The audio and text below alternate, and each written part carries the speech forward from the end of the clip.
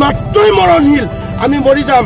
কিন্তু হিমন্ত বিশ্ব শৰ্মা মনত ৰাখিব, যিবোৰ পাপ কৰিছে এই পাপৰ ফল মৃত্যুৰ পিছতো কিন্তু হিমন্ত বিশ্ব শৰ্মাই পাব লাগিব। আমাক মুছলমান হোৱাৰ কাৰণে বাছি বাছি আজি যিখিনি ঠাই আপোনাৰ 38 বিঘা মাটি, ইয়াত চৰকাৰে কি কৰিব? ৰাস্তাৰ ফ্ৰণ্টত থকা জেগাডোখৰ উচ্ছেদ কৰি আছে, পিছফালে মানুহৰ ম্যাদী পাত্তা মাটি, ইয়াত ৰাস্তাৰ কোনো ব্যৱস্থা নাই। এতিয়া গতিকে কৈ আছো, এই যিখিনি কৰিছে সম্পূৰ্ণৰূপে অমানৱীয়ভাৱে কৰিছে আৰু এই উচ্ছেদৰ বিৰুদ্ধে আমাৰ আন্দোলন তীব্ৰতৰ হ'ব। আমি চাই আছো, যদি নিৰাপত্তাৰ ব্যৱস্থা নকৰে, অন্তত ৰূপহীয়া সমষ্টিত যদি যিখিনি মানুহ আজিৰ তাৰিখত উচ্ছেদ কৰিছে পুনৰ সংস্থাপনৰ ব্যৱস্থা নকৰিলে আমি গণ আন্দোলন কৰিম। আমাৰ যি হয় হ'ব, আমাৰ জেল খোৱা অভ্যাস হৈ গ'ল।